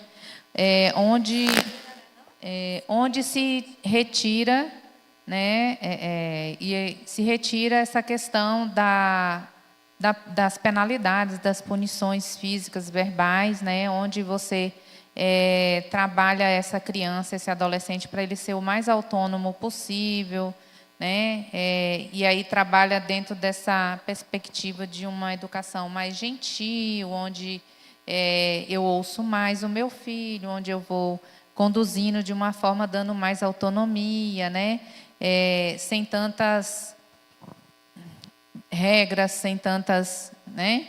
E aí, assim, o que enquanto psicóloga, eu tenho a dizer? Que a gente sempre tem que cuidar com os extremos, tá? O dar autonomia excessiva para uma fase da vida que ele não está preparado, entende? Então, eu não posso querer que um adolescente já saiba tomar certas decisões na vida dele que ele não está pronto ainda, né? Aí eu já vou fazer negociações, entrar em acordo, né? A gente fala assim que o adolescente, a gente vai soltando a corda, já não é corda mais, é elástico. A gente vai deixando ele ir, orientando e apoiando. Mas a gente simplesmente não vai querer que ele já tenha essa responsabilidade por ele mesmo, né? Essa autonomia total, porque isso pode virar um abandono afetivo, certo? Então, a gente tem que cuidar. Com a mesma forma, a superproteção, né? Ou a superproteção também, que é algo que os pais, às vezes, fazem, querendo fazer tudo por esse filho e não deixa ele ir crescer, né? Aprender também, ou aprender a ter autonomia é importante para que ele se torne um adulto, né? Ou que seja um pai também muito rígido, uma disciplina muito rígida. Isso aí, nenhum extremo funciona bem. E a questão da educação positiva, ela está mais relacionada a isso, de retirar, né, essa questão dos castigos físicos, verbais, mas a gente também tem que ter esse cuidado para não deixar esse sujeito ter tanta autonomia se ele ainda não está pronto para isso. Tem coisas que a gente, como pais, vai ter que delimitar e dizer, olha, isso aqui não dá, isso aqui você não... por exemplo, ele quer ir para uma festa. Não, você não tem idade ainda para estar, você tem, né, a sua idade não permite você estar em determinados locais sozinho, a não ser com um adulto acompanhando, por exemplo, né? Estou dando um exemplo aqui. Não sei se eu respondi. Só queria complementar uma questão de que a criança, até os 18 anos, ela não tem a autonomia formada, né? A autonomia se consegue a partir da maioridade. Então, ela está construindo um processo social de autonomia, e a BNCC já fala sobre isso. Por isso que foi criada essa BNCC, baseada, que é a Base Nacional Comum Curricular, que vai trabalhar um processo para chegar à autonomia, que é após os 18 anos. Então, essa pedagogia, essa educação positiva, ela tem um risco de deixar uma criança assumir riscos, assumir situações que não são delas. É como a Carla já falou. É isso. Respondeu? Sim, respondeu. Tudo precoce pode complicar, né? Vai lá.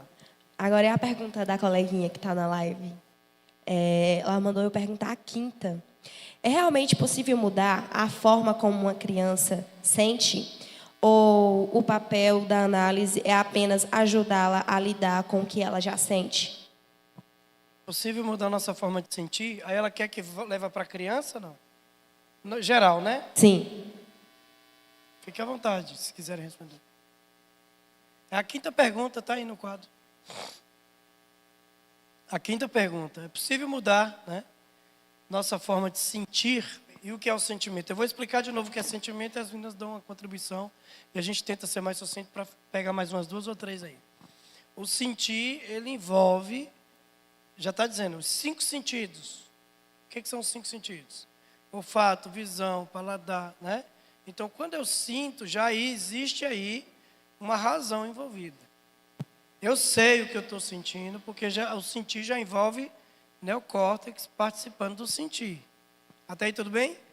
Emoção é burra, porque emoção, no bom sentido da palavra, ela não tem que racionalizar.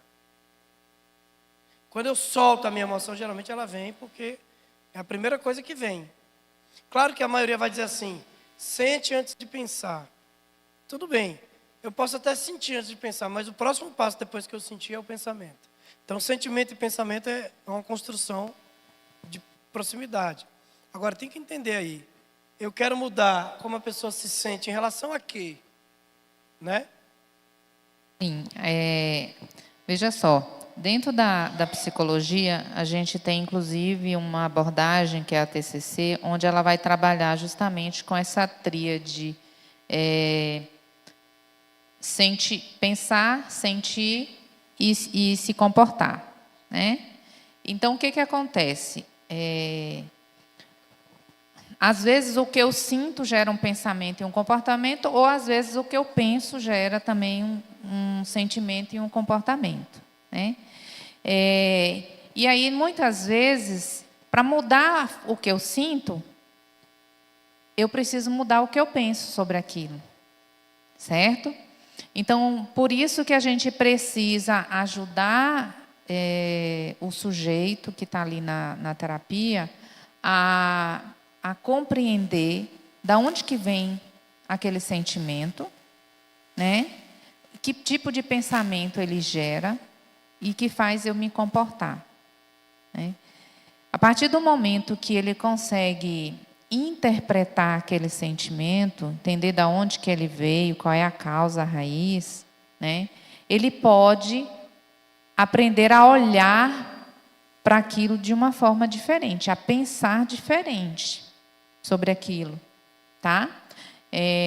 Vou dar um exemplo aqui, por exemplo, de você tem uma forma de sentir em relação a algum familiar, uma forma negativa de sentir em relação àquele familiar, e depois, quando você vai buscar da onde que vem, e isso você vai descobrir que foi por alguma coisa que aquela pessoa fez, alguma atitude, alguma coisa que te chateou e você gerou esse sentimento.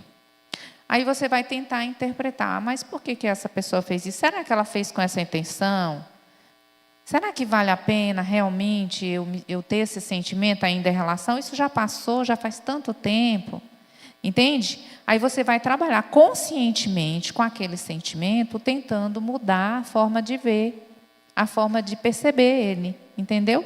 Para daí você mudar até mesmo esse sentimento em relação àquela pessoa. E isso acontece. Igual a questão lá do perdão, né, que o Robson contou. Né? Sim. Então, quando ele entendeu que ele também estava errado na fita, ele precisou perdoar e esse sentimento mudou. Houve a compreensão e ele se libera. Olha o que a neurociência fala sobre essa quinta questão. A neurociência mostra que traumas afetam o sistema nervoso e podem ser reativados corporalmente. Corporalmente, a emoção, né? Para a neuropsicanálise, o trauma é um excesso de excitação psíquica que não pôde em algum momento ser simbolizado, interpretado, como Carla falou. Então fica preso, né? Não há uma interpretação do que está acontecendo, então fica ali, travado, preso. E aquilo vai ter que ser resolvido. Vamos mais uma pergunta? Vai dar mais uma, né? Ainda dá. Eu vou fazer uma pergunta baseada nessa pergunta número 1 aí. O que acontece? Ultimamente eu tenho estudado um pouco sobre o transtorno de personalidade do borderline. E uma das questões que identificam uma pessoa com borderline é a impulsividade. Fazer as coisas sem pensar, né? Aí a primeira pergunta fala assim, por que sentimos antes mesmo de pensar? A gente sente, não pensa e, consequentemente, a gente age de uma forma impulsiva, né? A minha pergunta nem seria essa, seria a questão, existe algo para fazer, para melhorar essa questão da impulsividade, além das terapias, medicamento, algo mais estratégico, não sei? A Raquel trouxe... Eu amo os borders, gente, eu acho eles tão lindinhos. Os borders são maravilhosos. Eles são lindos, eles gostam de animais, são bons amigos. Eu tenho vários amigos border. Eu tenho traço de border. Eu descobri na terapia. Já tratei o meu border. Coloquei ele num jardim bem bonito. Ele está bem amado, cheio de anjos ao redor. Se eu cair no transtorno de borderline, eu sou o pior parceiro para minhas mulheres, entende? Agora, eles são maravilhosos. Agora, o border na dor, meu irmão, o border no rompimento, na dor, ele vai tocar o terror. O Satanás corre dele. Porque um border é maravilhoso. Eu quero deixar as meninas falar sobre isso. Essa primeira pergunta dela é importante. Deixa a Sandra começar dessa vez, né? É muito, muito, muito interessante mesmo, né? Então, por quê? Porque sentimos antes mesmo de pensar. Na verdade, né, esse processo de emoção acontece de forma muito rápida. Né? A gente não consegue definir a rapidez do que nós vamos pensar. Né? E aí, o que acontece? Na neurociência afetiva, estruturas como o sistema límbico, especialmente a amígdala, processam emoções de forma mais rápida do que o córtex pré-frontal. Então, assim, acontece que, para a neuropsicanálise, isso revela que o inconsciente emocional antecede o pensamento racional. Sentimos primeiro e elaboramos depois. Então, assim, o sentimento ele vai vir mesmo. Porém, o que é que nós temos que fazer? Levar para começar a fazer esse entendimento. E qual seria a consequência disso? Então, essa elaboração, ela precisa acontecer para que realmente a gente tenha uma atitude assertiva. Acho que não precisa falar mais nada, né? Não. Respondeu bem, né? Mas Eu pode só falar, vou não. responder para ela, que ela perguntou se tem alguma terapia, algum tratamento, né? Então, assim, antes de pensar na medicação, né, a terapia realmente é a primeira sugestão, tá? Tanto para uma pessoa que tem esse pensamento impulsivo, né? Quanto para aquelas também que têm um pensamento lento. Você viu que tem pessoas que têm um pensamento lento, que você pergunta e ela demora a processar, tá? Então, só que no caso, esse pensar imediato, falar antes, traz mais prejuízos, né? Então, realmente, uma psicoterapia, né, com uma terapia com psicanalista, para a pessoa se conhecer melhor, tá? Fazer um treinamento é o aconselhável, porque para entrar a medicação, teria que fazer uma avaliação mais detalhada. A Raquel falou sobre isso, a gente vai para a próxima pergunta. O pessoal do fundo aí pode perguntar também, gente. A professora pode ali também participar. É engraçado, a Bíblia diz em Filipenses 4, 6 e 7, lançai, né, diante de Deus todas as suas ansiedades. Lançai diante de Deus suas ansiedades. E através de súplica, oração, né, apresentei-lhe as suas angústias. Tal. É engraçado que, não sei se vocês já tiveram essa oportunidade, né? O cérebro tem dois processos, que a Norma falou, eu lembrei. Tem hora que o cérebro entra numa nostalgia, um stand-by. Parece que você desligou, está no neutro. E tem hora que você está no estágio de flow. Adrenalina, noradrenalina, tudo junto ao mesmo tempo, o coração está acelerado. Então, assim, é engraçado. O ser humano ele vive picos, realmente, né? Tanto de nostalgia como de alegrias excessivas. Mas uma coisa eu digo para vocês, afirmo e reafirmo. Já já a gente vai encerrar e vocês vão ver isso. Quem parar para sentar naquela mesa ali e olhar aquele material vai ver pelos títulos das apostilas que estão ali. O conhecimento não só te liberta, o conhecimento te traz paz. Porque não tem coisa pior do que ficar no escuro. A palavra doença em hebraico, davar, quer dizer confuso. Olha que coisa, em hebraico, quando eu vou falar davar, é doente, confuso. Então, gente, não tem confusão pior do que a ignorância. Quando você vem à luz, um entendimento, uma coisa, você entende. Aí tem outra coisa também que eu aprendi no hebraico. Quando eu compreendo, é porque eu interpretei a situação. Quando há interpretação, há cura. Você cura a coisa quando você entende. Meu Deus. Olha o José quando está conversando com os irmãos. Não fiquem tristes comigo, não. Por minha causa, não fiquem tristes, não. Tudo que vocês fizeram me fez foi um bem danado. Olha eu salvando o mundo agora, me tornei governador. Calma, tudo estava dentro de um propósito. Eu perdoo vocês. Eu entendi. Difícil liberar um perdão para os irmãos que tentou matar o próprio irmão, né? Então, a compreensão cura, o conhecimento liberta, e você tem que estudar psicanálise. Próxima pergunta. Lara. Então, essa pergunta me chamou a atenção porque eu olhei para mim mesma, né, e vi o momento de eu tirar uma dúvida sobre um comportamento meu.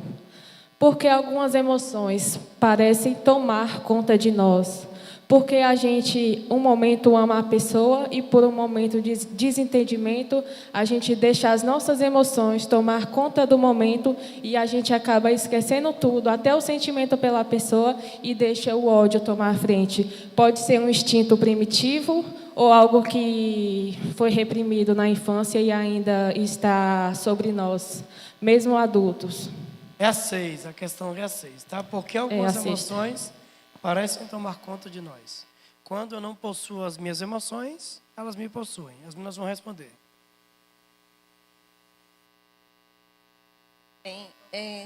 Tem duas situações aí. Tem a situação da criança interior, que lutava contra o não, com a mãe suficientemente boa, porque ela, ao mesmo tempo que ela cuidava, ela colocava limites, né? E a criança, ela enfrenta, né, os pais, né? Ela enfrenta o adulto, porque ela quer colocar a vontade dela. Isso é normal na criança.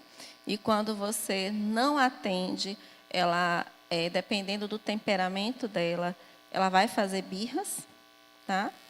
E birras de deixar completamente o adulto descompensado, né, sem saber o que fazer. E tem a questão da criança que e a mãe cedia, né? E a mãe cedia. E assim, que é a Melanie Klein, ela fala, né, que a criança ela sente raiva da mãe, porque a mãe vai trabalhar, ela não sabe que vai trabalhar, mas ela se sente abandonada, tá? Então ela chora, chora, chora. Ninguém acalma, porque ela está com muita raiva da mãe, tá? E há momentos que ela faz isso para a mãe, porque ela ficou chateada com a mãe. Então, ela tem esse comportamento, né, como uma forma de estar com raiva. Ao mesmo tempo que ela ama, ela também odeia, tá? E, no outro lado, isso é a criança interior, pode ser um reflexo da sua criança interior. E que todos nós também podemos desenvolver esse reflexo, porque a nossa vida é bem parecida na infância, né? Independente de ser lares estruturados ou não, que sempre tem as crises. E na fase adulta, né? Uma situação que você quer muito, ou que você não quer, ou que você está muito indecisa, e aí você praticamente entra num momento assim, meu Deus, não é possível, como é que em um momento eu amo e outro momento eu odeio, né? Que aí precisa se investigar, tá?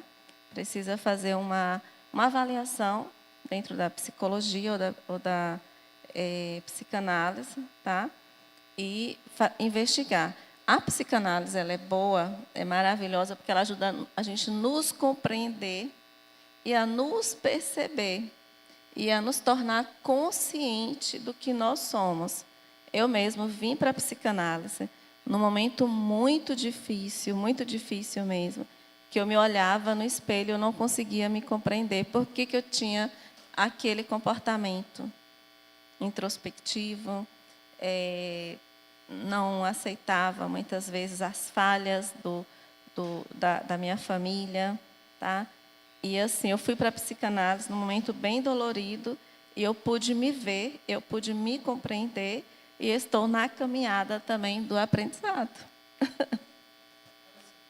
Na verdade, a gente precisa entender numa vertente da neuropsicanálise, porque há aí uma ativação da amígdala, né? Porque quando a amígdala é ativada naquela emoção, naquela sensação, ela vai procurar a memória que está ali, dar esse impacto de memória de todas essas reações, e aí vai acontecer o quê?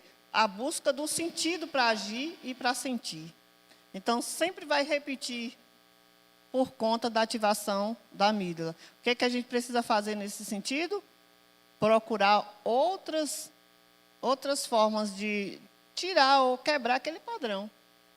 Aí, quebrar o padrão é de que forma? Ativar a amígdala para outro tipo de emoção, para outro tipo de ação. Aí é numa explicação neuropsicanalítica.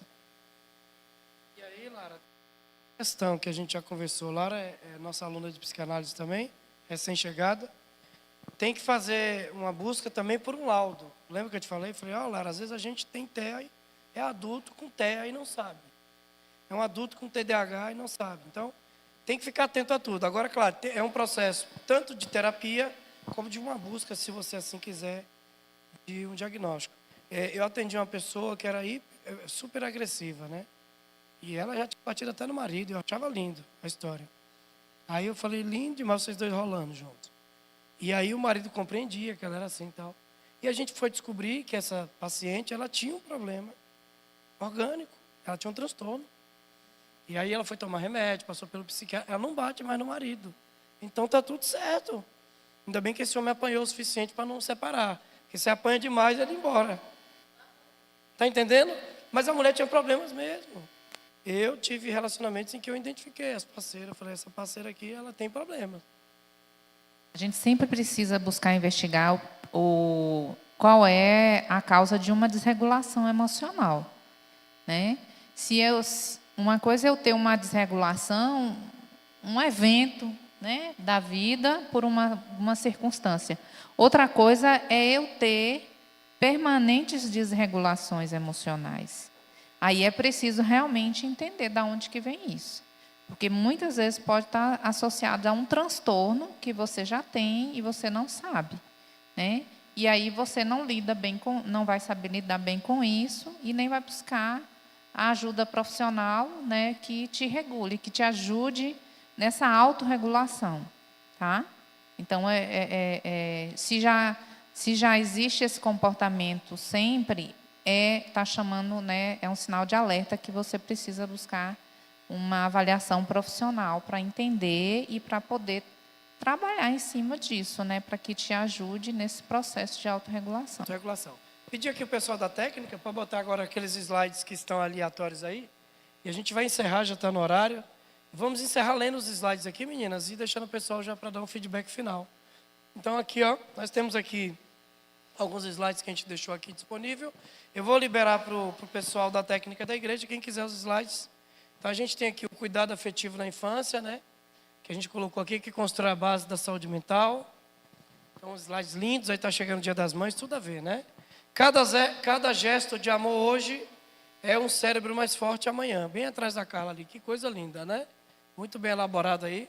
Próximo, pode ir passando. O cuidado afetivo.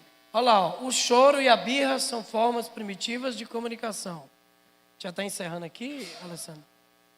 Então, antes da linguagem verbal, se consolida o quê? O corpo, né, as emoções, expressam a necessidade de angústia da criança. Então, um cérebro em desenvolvimento ainda está aprendendo a regular a emoção e a se comunicar. Acolher é ensinar o cérebro a se sentir seguro e a se comunicar cada vez melhor. Pode ir passando, Sarinha. Ficou lindo esses slides, né? Eu vou deixar liberado para vocês.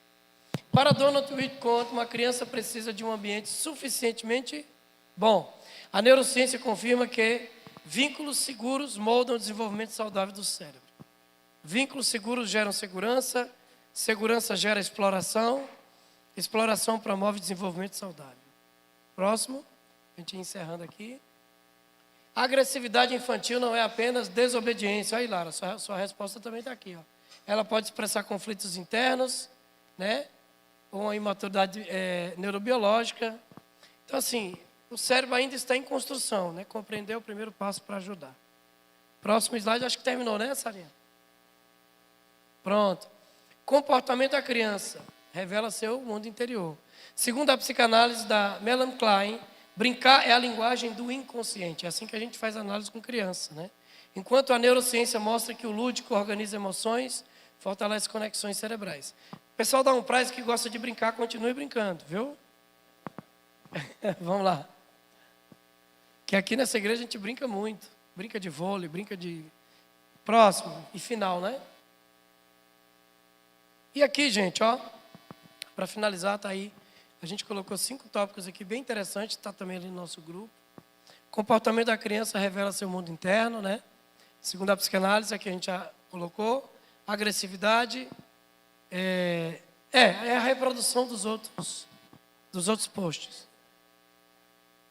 O 4, o choro e a birra são formas primitivas de comunicação.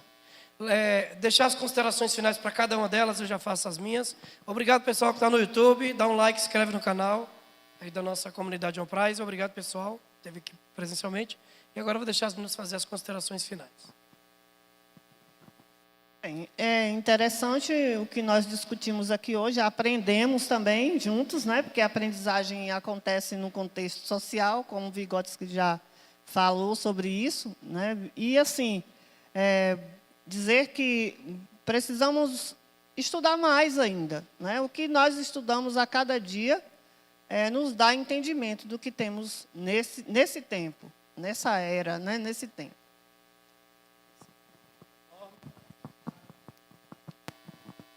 Eu agradeço a oportunidade, espero estar em outros momentos e ficamos à disposição se vocês quiserem entrar em contato, tá? Para conversar, a gente vai estar próximo sempre aí do grupo e que Deus abençoe grandemente e nos encontraremos em breve, em outros momentos, né? Agradecer também, né, pela oportunidade de nós estarmos aqui juntas, né? Construindo, né, novas aprendizagens e conhecimentos sobre a infância, né, uma fase tão importante da vida. E lembrar que nós, como adultos, somos importantes mediadores, né, para ajudar a desenvolver afetivamente as nossas crianças de uma forma mais saudável, tá? Para que a gente tenha também adultos mais regulados, né, e que sejam cidadãos mais preparados para viver a vida de uma forma mais tranquila, mais leve. Eu queria pedir agora que a gente fique de pé e um aplauso às meninas, né? Agradecer a presença de cada uma. Pastor Diogo Novaes vai dar a palavra final agora e orar, abençoando a vida dessas mulheres aqui, pastor. Só um minutinho, pastor. A gente está com um workshop sobre a aba naturalista para mães de crianças autistas. Esse curso, a gente vai ensinar como lidar com essas situações em casa, como preparar atividades em casa, é a terapia em casa, para você trabalhar com seu filho, com seu adolescente e melhorar, né, a partir de casa para que ele consiga se regular melhor na escola e diminuir as crises. Então, eu fico à disposição, viu, pastor, também para alguma palestra na igreja, com os pais, tá? Nessa área aí. Maravilha, e eu agradeço também a cada um de vocês que doaram seu tempo para estar aqui, ensinando a todos que estão aqui presentes e os que estão online também. Faz toda uma diferença. E eu quero sim, vamos marcar outra data para poder vocês estarem aqui novamente, trazer o workshop, né? Para poder trazer um pouco de conhecimento às mães e os pais, que o mundo carece de conhecimento. Eu sempre falo que é um jargão meu, que é Oséias 4, capítulo 6, que diz que o mundo padece por falta de conhecimento. Então, e graças a Deus, tem pessoas instruídas hoje de conhecimento para poder trazer, né, e se dedicar. Aqui tem, juntando aqui, tem quantos anos de estudos aqui? Imaginei. Acho que estão uns 40 anos de estudos, né? Ou mais, não sei, né? Então, assim, imagine você em uma tarde, em 4 horas, você receber aí quase aí, um tercinho do que foi aprendizado em 40 anos, né? É igual um escritor. Ele pega a vivência da vida dele toda e coloca dentro de um livro que você vai ler ali em 1 mês, né? Em 2 meses. Então, gente, o conhecimento sempre é bom. Venha mais vezes. Eu quero e vou fazer mais vezes aqui. Enquanto eu não ver essa igreja entupida de gente, eu não vou parar, não vou cegar. E depois que eu ver entupido de gente, a gente vai crescer mais ainda para fazer isso acontecer. Amém? Você que tem muito conteúdo para ser falado, né? Para ser mostrado. O tempo realmente é curto, mas a gente vai fazendo isso periodicamente, né? Conforme a disponibilidade também das minhas queridas aí. E do Robson também queria agradecer ao Instituto Aleph Beit, tá? Gente, eu fiquei encantado com a aula de psicanálise, depois que eu entrei. É engraçado que você sempre apaixona. No começo você fica assim, meu Deus, o que é? Eu não estou entendendo nada. Você fica meio assim, mas depois você começa a caminhar. na psicanálise, na psicologia, e você começa a ver realmente a forma como é que é, e você começa a se apaixonar. Então, eu indico para todo mundo, quem puder, né, participar. Tem um pessoal ali no final, você quer se inscrever, aproveita. Eu vou pedir até o Robson para poder fazer uma promoção aqui, o pessoal da igreja que for fazer. Quem estiver na live também quiser se inscrever. Promoção para todo mundo hoje que estiver aqui, tá? E da parte de Deus, vai ser agregar muito no seu coração, na sua rotina. Amém? Vamos aplaudir mais uma vez essas mulheres de Deus. Vamos orar e agradecer? Pai, nós te louvamos, te damos graça por esse momento de aprendizado. Obrigado, Senhor Jesus, pela vida de cada um que se dedicou aqui, ó Pai, aos anos de estudo, de ensino. Obrigado, Deus. Eu agradeço ao Senhor, meu Pai. Ó Deus, que o Senhor venha dobrar, ó Deus, e multiplicar sobre a vida delas bênçãos sem medidas, ó Pai. Ó Deus, que todo o ensino, ó Deus, que elas doam, ó Deus, que elas param para se dedicar, Senhor Jesus. Ó Deus, que venha chegar em dobro sobre a casa delas, sobre a família delas, ó Pai. Pai, eu agradeço também pela vida do Robson, ó Deus, e toda a equipe dele que estão aqui presente, ó Deus, para poder, ó Deus, nos dar o suporte necessário para poder fazer acontecer essa palestra maravilhosa. Deus, em nome de Jesus, eu decreto, meu Pai, que a cidade de Barreiras, ó Deus, vai viver, ó Deus, uma reviravolta cultural sobre a psicanálise, ó Deus, sobre, ó Deus, em nome de Jesus, a cultura de Barreiras irá mudar através dos homens e as mulheres de Deus, ó Deus, nessa cidade. Eu decreto isso em nome de Jesus, ó Pai. Obrigado, Deus, pela vida de cada um. Leva-nos em paz para a nossa casa. Tudo, ó Deus, que venha fazer, ó Deus, venha ser conforme a tua vontade e o teu querer, em nome de Jesus. Agora vamos aplaudir ao Senhor Jesus por esse evento. Glória a Deus. Deus abençoe cada um de vocês. Sou grato, tá? Amém? Podem conversar com ela, fique à vontade, tá bom?